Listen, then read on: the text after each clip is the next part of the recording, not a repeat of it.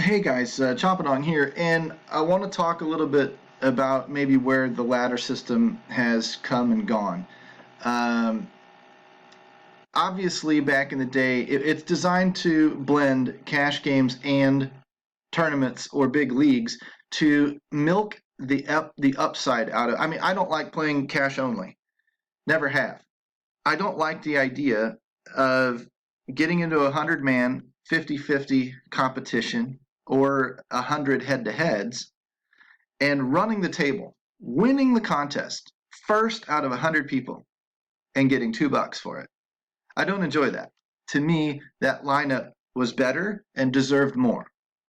So once that really upset me years ago, I started thinking of a way to layer contests with a little bit more upside and then mathematically work it backwards to where if you just hit the lowest barrier, it paid for everything.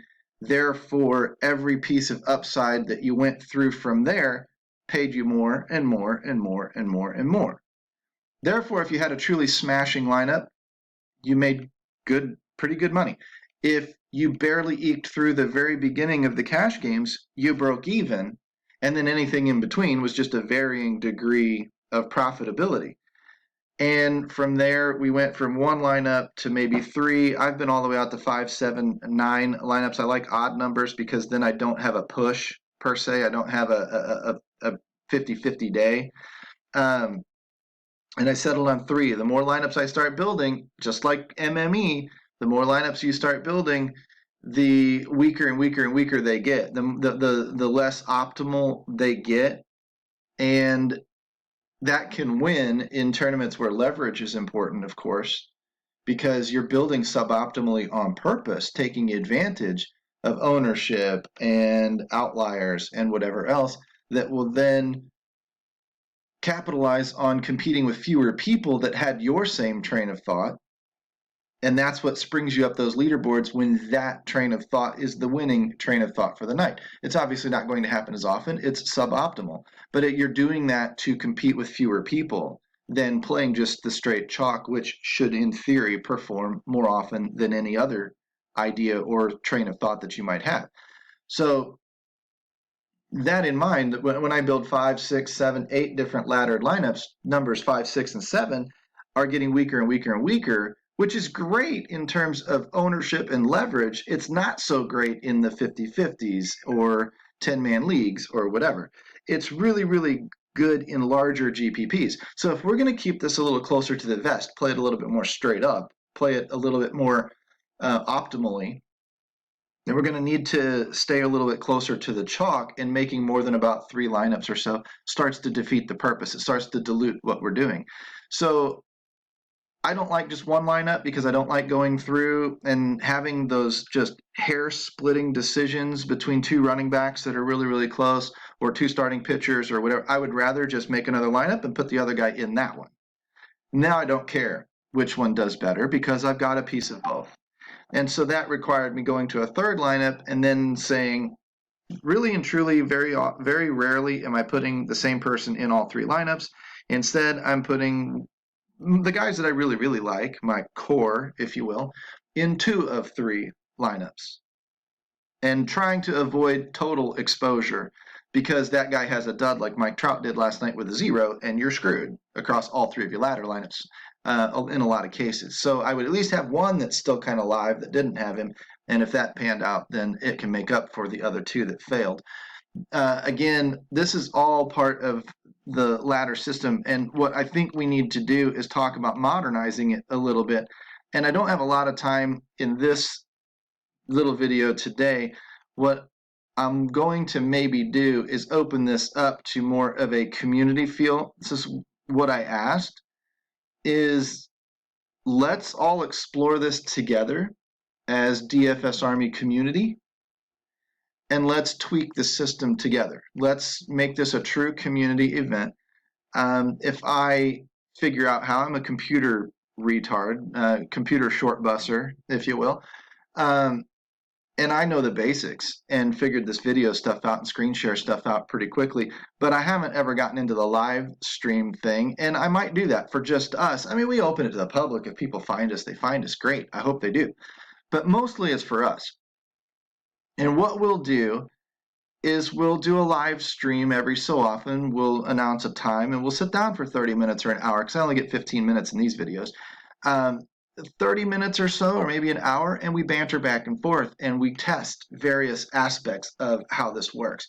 You're going to need a bankroll. You're going to need Pepto-Bismol. You're going to need marijuana edibles, whatever, because the variance, if we're trying new systems and experimenting, is going to test that bankroll. This is my life. This is what I do. I test different things and different theories all the time, and I love it. It's the only way I enjoy playing DFS. But with something like this, with a goal in mind, it's not haphazard. It's not throwing around, just idea after idea. It's actually going somewhere, and it's tweaking a system. Because here's my theory. I believe that cash games are dying. And I'm going to find people that argue with me on that, and that's perfectly fine. I personally believe that the games are not as easy as they were 5 or 6 or 7 years ago, that the community, the industry has done a pretty good job at educating the masses. We don't have complete droolers out there anymore that don't have a freaking clue what they're doing. Everybody has some form of a clue. Even the newest guy can find a site like DFS Army, join it, get the basics, and then go play, and be way better off than he was 5 or 6 years ago. Because of that, your large edges have eroded down to smaller edges. When your edges become smaller and smaller, your variance goes up. It's like a coin flip.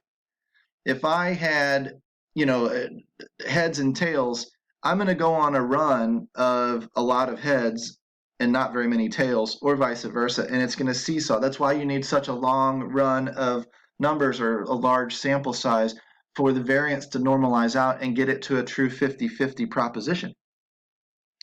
If I had a two-sided or three-sided die and I needed the one or the two but not the three, I'm going to get that number a lot more, one of those two numbers a lot more often, and my variance isn't, my edge is bigger. I hope you understand where I'm going with that, but my edge is larger. I can only equate it to online poker. Back in the day, I had a huge edge, and I had 8 out of 10 winning sessions. Now, they varied. Sometimes they were small wins, sometimes they were large wins. But I had a net winning session probably 8 out of 10 times. I can go to the casinos live right now, and 87% of the time, I'm coming out with profit. But as my edge went down in online poker, my variance went through the roof. My overall graph started bing-bonging all over the place.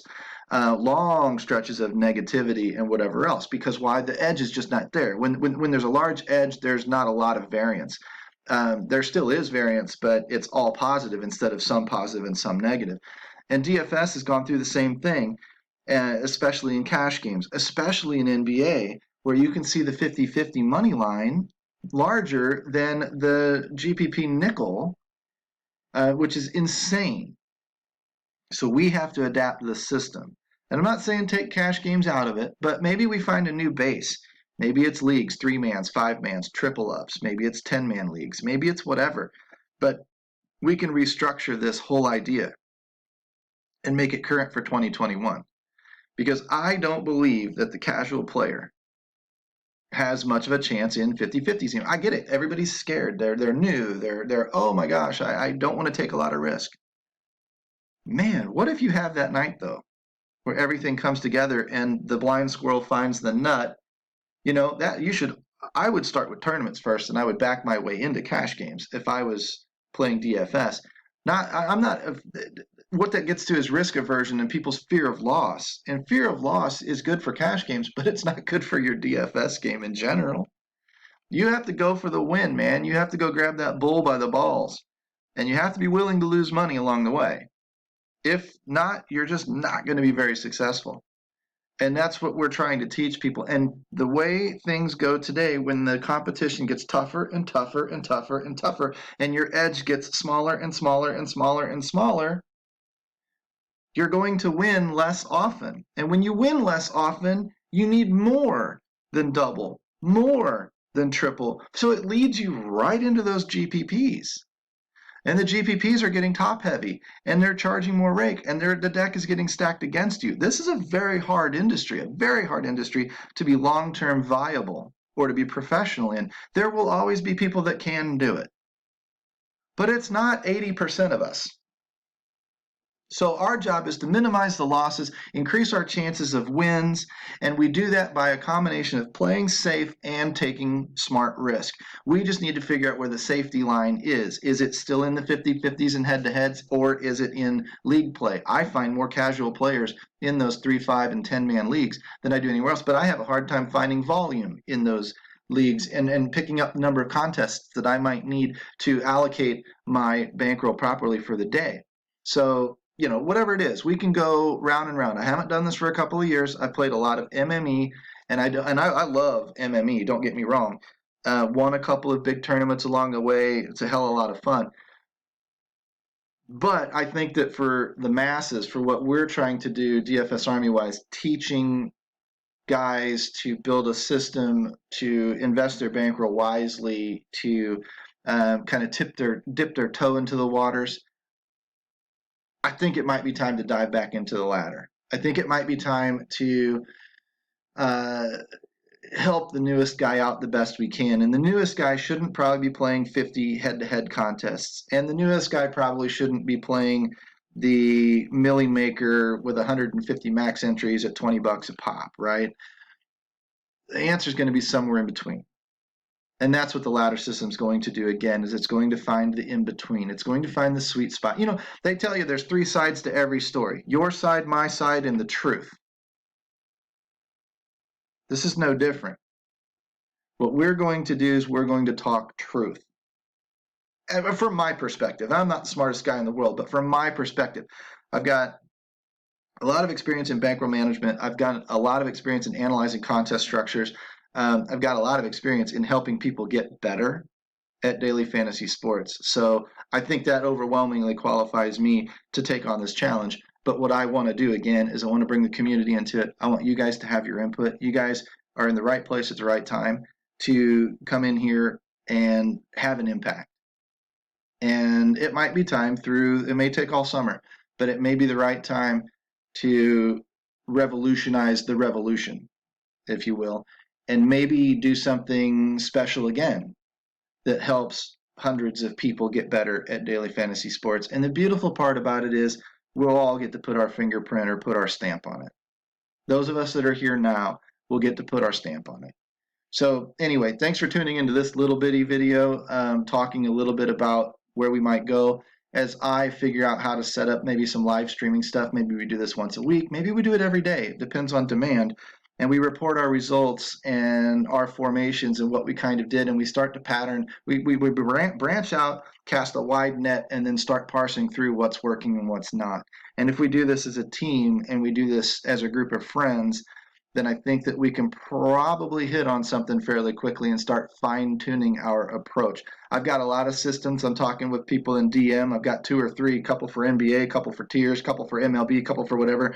You can see Scotty Newman right here. If you don't listen to his podcast, he and I are talking about an MLB cash system right now, and his methodology is pretty good. That said, we'll see where this goes. And I think that I'm ready to commit to something for you guys, if you guys are willing to commit to me too, and we'll do this kind of together. One team, one dream, get there, and pull everybody up by the bootstraps as we do it. So, and I know I've got a great group of guys in this room, this Chop Talk room, that have been doing basketball with Chop the Bottom, Chop the Talk, Chop the Top, Lock the Chalk, all these things that we talked about through NBA. I think it's time that this group of guys that's really active in here, we can all come together and we can revolutionize that ladder. Anyway, looking forward to seeing where things go. I'm actually kind of excited about that. Hopefully you guys are too. And we'll be in touch. We'll talk to you guys real soon. Take care.